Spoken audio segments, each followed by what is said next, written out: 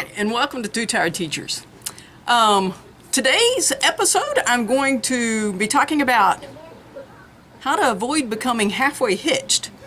Yesterday, as we were hitching up to take the first leg of our trip, when I went to hitch, I made sure it was all lined up and everything was great. And where the plates are supposed to come and slide up and then the kingpin, the thing locks around the bottom, I got about here and stopped. And when I tried to go back, it pushed the trailer. And I still had my landing gear down, so I mean, obviously didn't go far, but I knew the handle hadn't popped. Marlena was standing there watching for me, and I said, okay, well, I'm going to come back forward. And when I did, it came back to where the chocks were because we were on a slight decline. And I'm still stuck, can't move.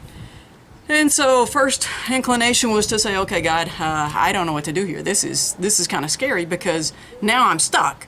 I can't get the truck out. I can't hitch. Not sure what to do. And so just took a second and prayed and asked God to show me what to do. And so let me tell you what I finally did and what I hope will avoid it as I get ready to hitch right now.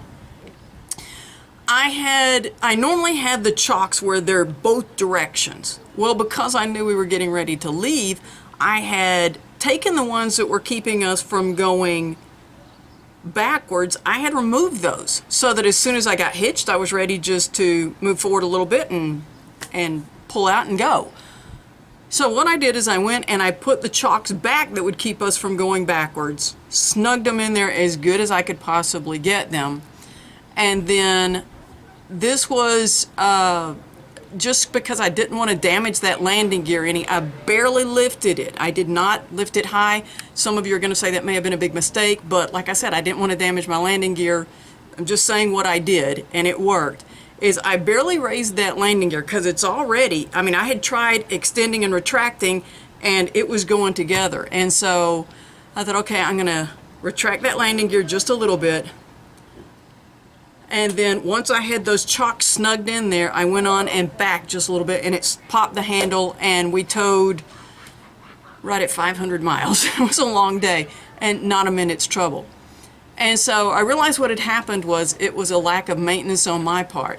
With the sliding hitch, I at first was real diligent about putting grease on there, but then someone had said, well, you have that plate that locks, so it's not like it's using that to turn. And so I just hadn't been using the grease recently. And so last night I got out here and I scraped off as much of the old grease as I could.